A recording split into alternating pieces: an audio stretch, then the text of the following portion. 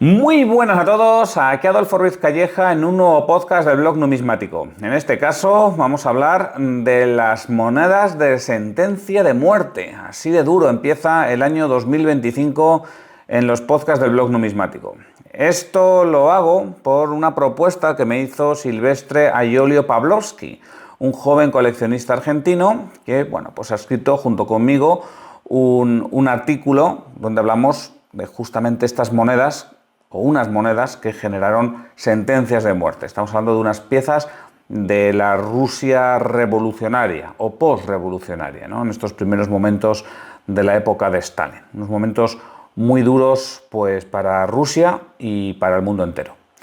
Vamos a echar un poquito para atrás y vamos a esta Rusia bolchevique, esta Rusia que sí que era propiamente revolucionaria, y que forjó la República Socialista Federativa Soviética de Rusia. Esto se definió, o se llegó a este poder, el día 7 de noviembre de 1917, después de que el gobierno provisional ruso, que era el que dominaba los antiguos territorios del Imperio ruso, se viera totalmente derrocado por la Revolución de Octubre. Que como todo el mundo sabe, la Revolución de Octubre realmente ocurrió en noviembre. Lo que pasa es que como Rusia todavía se llevaba por el calendario juliano, pues en el calendario juliano era el 25 de octubre, pero para el resto del mundo la Revolución de Octubre ocurrió en noviembre. Bueno, es una de las curiosidades de la historia, ¿no?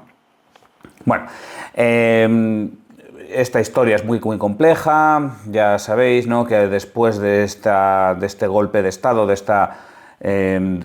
este asentamiento de la Rusia bolchevique, luego hubo una guerra civil entre el ejército rojo bolchevique, que fue el que ganó esta guerra civil, y el ejército blanco. Esto ocurrió en el año 1918 y dejó a Rusia pues, en una profunda crisis, una crisis tremenda. Y ya no solo por la guerra civil, sino porque Vladimir Ilich Ulyanov, más conocido por todos como Lenin, había aplicado un comunismo duro en la Unión Soviética, ¿no?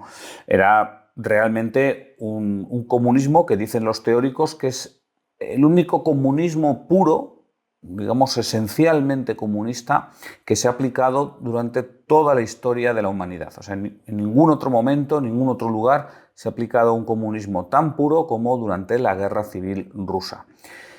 ¿Y qué ocurrió con este comunismo puro? Bueno, pues que el desastre económico fue realmente brutal. Más allá de lo que es la propia guerra civil, estamos hablando de una debacle económico, de que las tasas de producción de Rusia cayeron un 90%. Un absoluto desastre que, dicen los teóricos, o al menos algunos teóricos, que esto se debe a que al eliminar el sistema de precios, pues no se podía coordinar el sistema productivo de una sociedad. Bueno, esos son temas muy complejos, que tampoco es que yo sea ningún experto para poderme meter en ellos. Pero la cuestión es que ya, pues a partir de que acabó la guerra, Lenin planteó la nueva política económica, donde había un cierto aperturismo, donde ya permitía ciertos elementos capitalistas dentro de esta Unión Soviética, pues porque de otra forma ya se dieron cuenta muy pronto que esto iba a ser imposible. Claro que, por otro lado, esto también generó tensiones dentro de los teóricos, los economistas, los políticos que estaban en el Estado ruso. Porque, claro, ahí tenemos la famosa fricción, ¿no?, que hubo entre Trotsky y Lenin, ¿no?, que hasta entonces Trotsky había sido la mano derecha de Lenin. Pues ahí aparece que no le gustó tanto, él era más purista. Bueno, como digo, son temas muy complejos y hasta el día presente los historiadores de la economía no se ponen del todo de acuerdo. Esto continuó hasta 1924, cuando Lenin falleció, y ahí quedaron, por un lado Trotsky, por otro lado Stalin, como posibles sucesores al poder. Todo el mundo ya sabe, ¿no?, que al final también aquí hubo una guerra entre ambos, una guerra dentro del Estado ruso. Al final fue Stalin el que se hizo con el poder y el que se consolidó como secretario general del Partido Comunista y también como el premier de la Unión Soviética. Una vez en el poder, Stalin se vio obligado a nuevas transformaciones en la economía y en la política de Rusia. Bueno, obligado o que a él también mismamente le complacía, ¿no? Y ahí es cuando nacieron los famosos planes quinquenales. Estos empezaron en el año 1928. Estos planes quinquenales era un poco cómo estructuraba la planificación económica y social la Unión Soviética internamente dentro del país. Básicamente había unas directrices, había que cumplir unos objetivos y todo iba de arriba abajo. Esto, bueno, nos puede sorprender bastante a los que vivimos en las democracias liberales, porque a nosotros nadie nos dice cuánto tenemos que producir al año siguiente, ¿no? Pues producimos tanto como podemos, especialmente bueno, pues los que somos autónomos o empresarios, ¿no? Pero aquí, básicamente, venía pues, el Estado ruso, decía pues, a cada fábrica, cada granja tiene que producir no sé cuánto, y luego ya en la granja pues que cada uno se las viese y se las pudiese para ver cómo esto se producía, y si no era posible pues se intentaban amañar los datos, y al final todo el mundo intentaba escurrir el bulto al siguiente, y claro, aquí los bultos eran difíciles porque te estaban jugando la vida, básicamente. Si te decían que había que producir 100 y producías 70, por el motivo que fuese, pues entonces la has liado. También hay muchísima discusión teórica de por qué estos planes quinquenales pues eran un absoluto desastre. Yo ya sabéis que he vivido en un país de la ex-URSS durante muchos años, así que he podido tener conversaciones con bastante gente que han tenido que sufrir estos planes quinquenales, y uno de ellos, compañero mío en la universidad, me lo resumió de manera muy sencilla. Me dijo, es que se pensaban que la sociedad era una máquina, que la sociedad daban a un botón o hacían una norma o hacían una ley, y entonces la sociedad respondía automáticamente. Y claro, la sociedad no es una máquina, la sociedad es muchísimo más compleja, y por muy listo que sea el mandatario, por muy bondadoso que sea el mandatario, pues nunca puede comprender toda la complejidad social y económica, ¿no? Esto es un error que tenían los socialistas soviéticos, y en mi opinión es un error que tiene absolutamente cualquier político planificador actual, ¿no? No quiero entrar en ello, pero vamos, en la Unión Europea tienen estos mismos problemas. Pero, oye, también hay que decir que este primer plan quinquenal al principio funcionó muy bien. En el año 1928 esto era miel sobre hojuelas. Funcionó estupendamente. Claro, llegó el segundo año y resulta que hubo déficit en muchos sectores clave, como por ejemplo el carbón o el acero. Y claro, esto era un problema muy grande porque la Unión Soviética necesitaba industrializarse. A esto se le suma que en el año 1929 hubo una enorme depresión a nivel mundial. Todo el mundo ha oído hablar del crack del 29. Con lo cual tampoco se puede buscar capitales en el extranjero, porque en el exterior todo el mundo estaba deseoso de estos nuevos capitales. Finalmente, ya digamos para rematar, encima de ese año hubo una muy mala cosecha, lo cual pues era todo un problema en un país que era fundamentalmente agrícola. Con lo cual, si bien el año 1928 la cuestión salió más o menos bien, en el año 1929 la cuestión fue tremendamente desastrosa. Así que Stalin necesitaba, sea como sea, obtener capitales para poder financiar su industrialización del país y, bueno, para poder poner a Rusia en una primera liga internacional, que también es en buena forma lo que estaba intentando. Bueno, pues con esta larga introducción ya nos hemos puesto en situación en la Rusia que empezaba esa década de 1930. Una década que fue muy dura para buena parte del mundo y para Rusia fue durísima. En cuanto al circulante, hay que saber que en Rusia circulaban dos tipos de monedas, al menos de manera teórica. Había unas monedas que eran de la República Socialista Soviética de Rusia, lo que viene a ser la República de Rusia. Y había otras monedas que eran para toda la URSS, para toda la Unión de Repúblicas Socialistas Soviéticas. A ver, la URSS estaba formada por varias repúblicas, y dentro de esas repúblicas la más grande, la más importante, la que todo el mundo piensa cuando piensa en la URSS, era la República de Rusia, pero había muchas otras.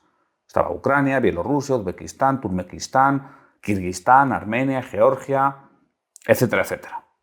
¿Vale? Entonces, la República de Rusia tenía un cono monetario y la URSS tenía otro cono monetario. Bueno, el cono monetario de la República de Rusia estaba formada por el rublo y por sus divisores. 50 kopecks, 20 kopecks, 15 kopecks y 10 kopecks. Curiosamente, estas eran monedas de plata. Y además de plata de buena ley, sobre todo las mayores. O sea, la de un rublo y 50 kopecks eran monedas de 900 milésimas de plata, mientras que las de 10, 15 y 20 kopecks eran monedas de 50% de plata. A ver, era una cantidad de plata muy considerable, teniéndola como circulante ya para el año 1930. Luego, la URSS, las primeras monedas que hizo, las hizo imitando a estas monedas de la República de Rusia. Entonces también hizo monedas de plata, monedas de rublo y también monedas divisores, un poco imitando esta metrología, bueno, pues como una forma de que la gente aceptase las monedas de la URSS hasta poder tener el asentamiento del Estado suficiente como para introducir moneda fiduciaria. Esto es algo muy normal. O sea, cuando un poder no está del todo asentado, si quiere que se acepte su moneda, pues no le queda otra que hacer moneda con mucho valor intrínseco, o sea, poco fiduciaria. Sin embargo, ya cuando ya está más asentado, lo que hace es extraer la moneda de plata, la moneda de oro y dar al pueblo la moneda fiduciaria. Esto solamente como curiosidad, recordad que el Daesh, ¿no? el Estado Islámico, hizo moneda de oro. Claro. ¿Por qué? Pues porque no era un poder asentado. No como los malvados estadounidenses o los buenos estadounidenses, como lo queremos decir, ¿no? Que esos eran, como eran muy buenos, entonces los dólares son de papel. Y el Estado Islámico, como es muy malo, su moneda es de oro. Bueno, a ver, que se me entienda el chiste, ¿no? Esto no es cuestión de ser ni buenos ni malos, simplemente es que Estados Unidos es un poder más asentado que lo que fue el Estado Islámico. Bueno, en cualquier caso, vemos que teníamos en la República de Rusia monedas de plata circulando. Y además es interesante que algunas circulaban más que otras. Esto a nadie le puede sorprender, porque las monedas de mayor denominación eran de 900 milésimas de plata, mientras que las monedas de menor denominación eran de 500 milésimas de plata. Entonces, ¿qué es lo que hacía la gente? Acaparaba la moneda de mayor denominación y circulaba la de menor denominación.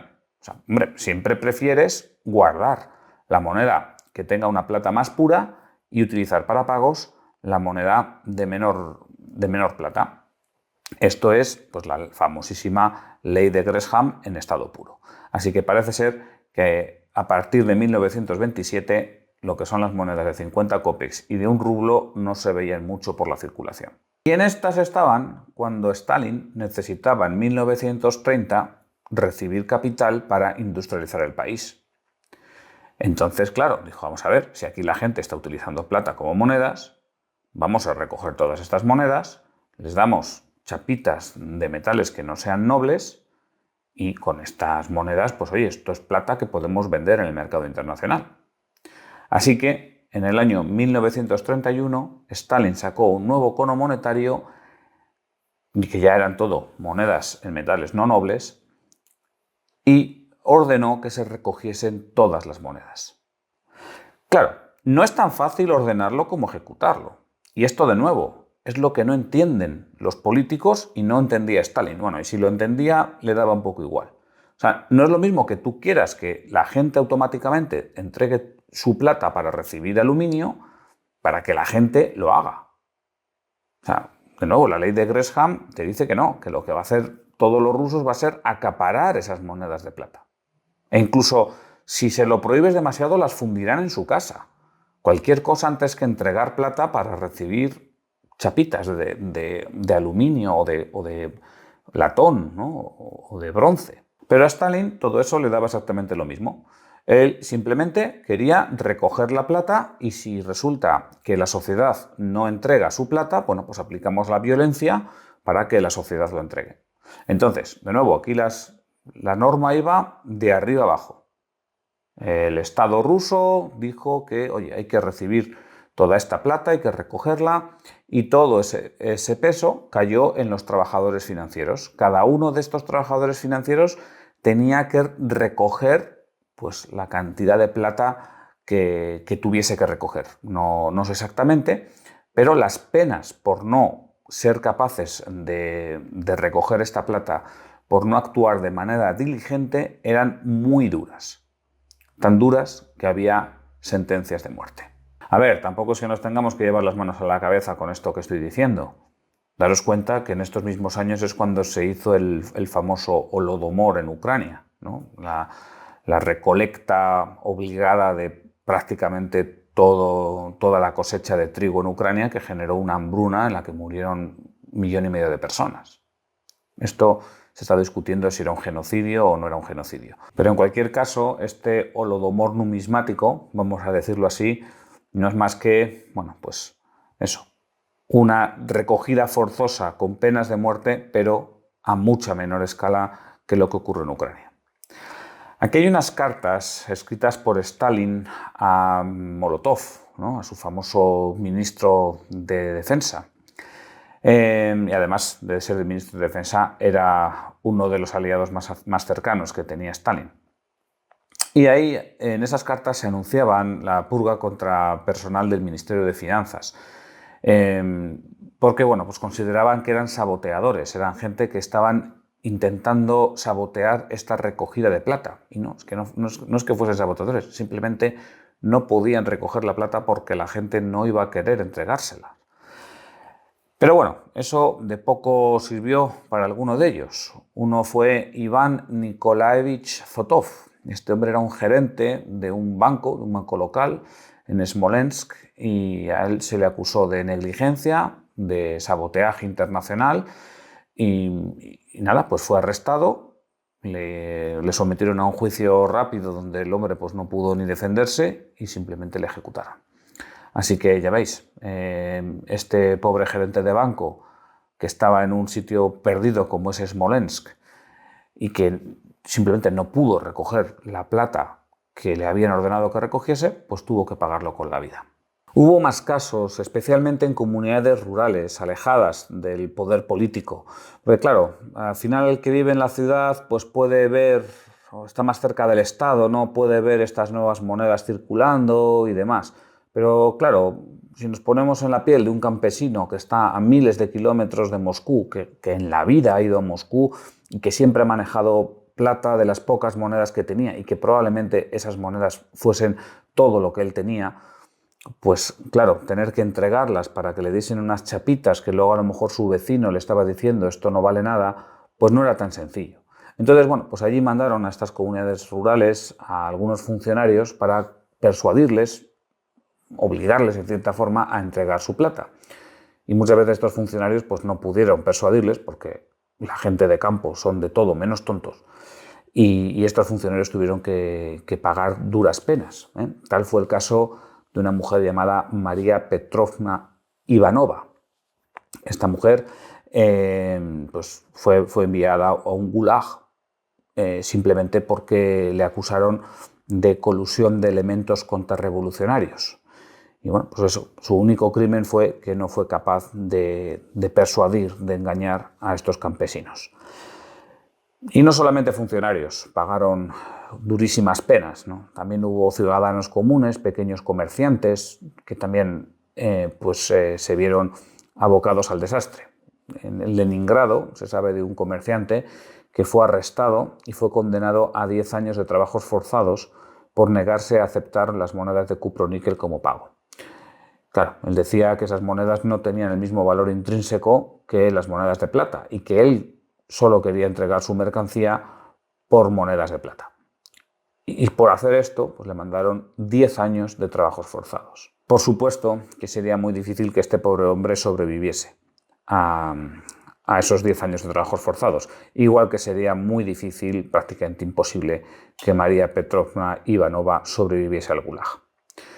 Oye, cuidado, que aquí yo también veo algún paralelismo con nuestro mundo actual, Hoy en día cualquier empresario español está obligado a recibir euros como pago por sus servicios. O sea, no puede negarse a recibir euros y decir, no, yo quiero que me pagues en plata o en oro. No, tiene que recibir euros. Exactamente igual que por lo que le mandaron a este pobre comerciante a los 10 años de trabajo forzados. Afortunadamente, hoy en día a los empresarios españoles no nos mandan a trabajos forzados, solamente nos ponen una multa y ya está. Pues ya veis, porque estas son las llamadas monedas de sentencia de muerte. Son unas monedas que cuando se fueron a retirar, pues acabaron con la vida de varias personas. Una medida, que en principio es una moneda económica, burocrática, como es retirar un cono monetario e introducir otro, pues esta medida se transformó en un claro instrumento de opresión. Hubo miles de trabajadores financieros, funcionarios y de ciudadanos acusados durante esta campaña de retirar las monedas de plata circulantes en Rusia. Y bueno, pues a ellos se les aplicó unos castigos totalmente desmedidos, por algo que no dejaba de ser más que un fracaso administrativo, ¿no? Oye, a mí me has pedido que retire no sé cuántos kilos de moneda de plata, pero es que en esta zona no puedo retirar más de la mitad. Bueno, pues es que hasta ahí hemos llegado. Bueno, pues no, parece que Stalin no quería quedarse en eso. Estas historias también ilustran cómo el estalinismo utilizaba el miedo y utilizaba la represión para imponer sus políticas, incluso a costa de destruir vidas humanas y de crear un clima de terror generalizado a lo largo y ancho de toda la Unión Soviética. Yo espero que os haya gustado este podcast, un podcast, bueno, un poco triste, quizá, un poco duro, pero no por ello menos interesante. Tengo que agradecer de nuevo a Silvestre Aiolio Pavlovsky, coautor del artículo que acompaña este podcast y también del podcast en sí mismo, toda su ayuda. Un saludo a todos y hasta pronto.